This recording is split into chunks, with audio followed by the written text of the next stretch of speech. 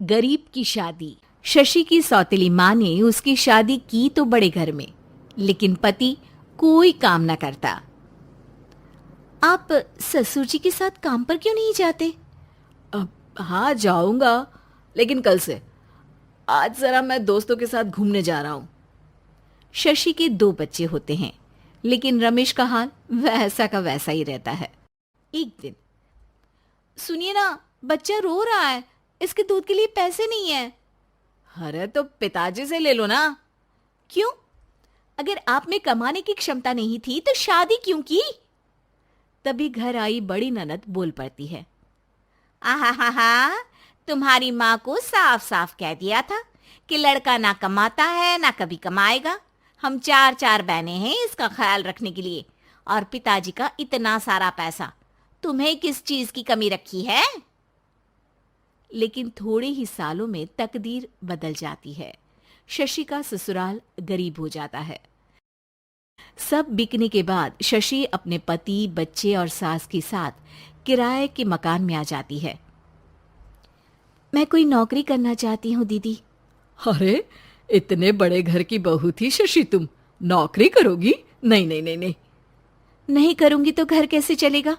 बच्चों को भी तो पालना है ना। तभी शशि का भाई आ जाता है। शशि, ये ले राशन का सामान। किसी भी तरह की कोई भी जरूरत हो तो बताना। भाई, अब मैं नौकरी करूंगी। देख बहन, वैसे तो मैं तेरे साथ हूं, लेकिन हाँ, मैं ये भी चाहता हूं कि तू अपने पैरों पर खड़ी हो जा। शशि को एक प्ले स्कूल में छोटे बच्चों को संभालने की नौकरी मिल जाती है। एक दिन, शशि, मेरे स्कूल को अब तुम संभाल लो। मैं कुछ दिनों के लिए अपने बेटे के पास जा रही हूं। लेकिन प्ले स्कूल अकेले मैंने कभी नहीं संभाला है। अब ये सब मैं नहीं जानती। इतने महीनों में तूने जो देखा, बस पूरे आत्मविश्वास के साथ उसे करना। शशि नीलम के जाने के बाद पूरे 1 महीने उसका स्कूल अकेले संभालती है, और फिर एक दिन आता है जब वो अपना खुद का स्कूल भी खोल लेती है। वाह शशि, तुमने आज मेरा सर गर्व से ऊंचा कर दिया। तुम्हारा यही आत्मविश्वास तुम्हें बहुत आगे ले जाएगा। नीलम, बहुत आगे जाने की चाह नहीं है, बस ये छोटा सा स्कूल मेरे बच्चों की अच्छी शिक्षा में मेरी मदद करे, यही मैं चाहती हूँ। शशि थोड़े थोड़े पैसों से ही अपना परिवार पाल रही थी। एक दिन उसके घर उसकी बड़ी ननद आती है। अरे भाभी, घर में कूलर तो लगा लेती, मेरी माँ को कैसे पंखे में लिटा रखा है? अरे तो शशि कौन सा एसी लगा कर सो रही है? वो भी तो यहीं रहती है ना मेरे पास। ज्यादा यहाँ आकर मेरी बहू को परेशान ना किया करो। हाँ हाँ, मुझे भी शौक नहीं है इस छोटे से घर में आने का। मैं तो बस ये बोलने आई थी कि मेरे बेटे की शादी है तो ननिहाल का जो नेग होता है वो ले आना। हाँ हाँ, जितना बनेगा कर देंगे, और ना हुआ ना तो वो भी नहीं करेंगे। तभी शशि बोल पड़ती है। अरे नहीं नहीं माँ जी, रीटा घर की बेटी है, उसके ससुराल वाले उससे शादी पर पूछेंगे कि मायके से क्या मिला। रीटा, तुम मुझे सामान की लिस्ट भेज देना, मैं पूरी कोशिश करूंगी कि तुम्हारी हर डिमांड को पूरा करें। अच्छा, मैं खाना लगाती हूँ। शशि ये बोलकर किचन में चली जाती है। धीरे धीरे कर शशि किसी न किसी तरह अपनी सारी ननदों की डिमांड भी पूरी करती, बच्चों की ख्वाहिशें भी, और उनकी पढ़ाई के लिए पैसे जोड़ती। एक दिन जब शशि का बेटा 12वीं पास करके आता है।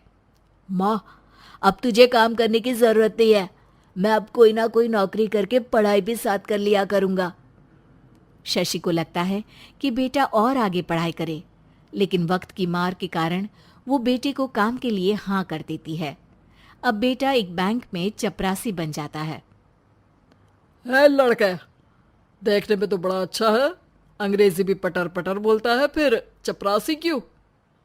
लड़का सारी बात मैनेजर को बता देता है। अच्छा, तो मैं तुझे एक मौका देता हूँ।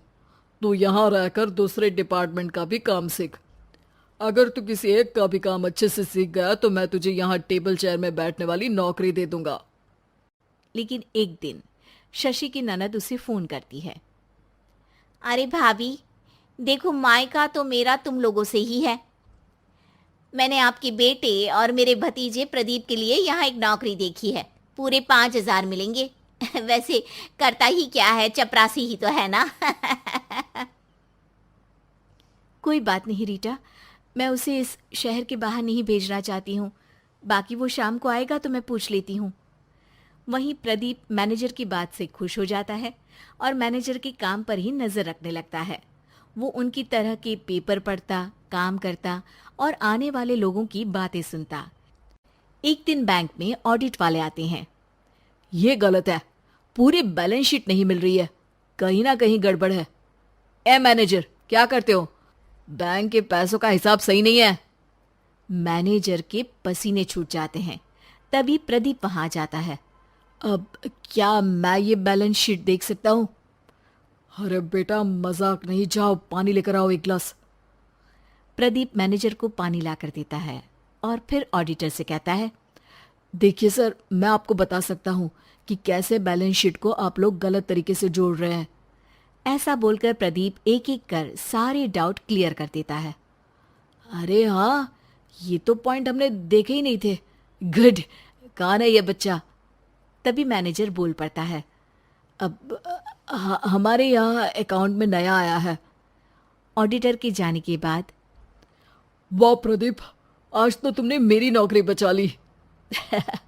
और आपने भी तो मेरी नई नौकरी लगा दी अकाउंटेंट की। बस फिर क्या था, प्रदीप ने एक बार जो सफलता की सीढ़ी चढ़ी, बस चढ़ता ही चला जाता है। फिर एक दिन शशि की ननद, अरे भाभी कैसी हो? घर को तो बड़ा ही सुंदर चमका रखा है। अरे बेटी, कैसे आना हुआ? तू तो इस छोटे से घर में आना भी नहीं चाहती थी। कोई खास काम है क्या? अब हाँ, वो माँ, मेरा जो मजला बेटा है ना, वो अकाउंट से पढ़ाई कर रहा है, तो प्रदीप से बोलकर उसकी भी कहीं अच्छी नौकरी लगा दो ना। सास और शशि समझ जाते हैं कि कैसे पैसे आते ही लोगों के बात करने के तरीके से लेकर रिश्ते निभाने तक में बदलाव आ जाता है।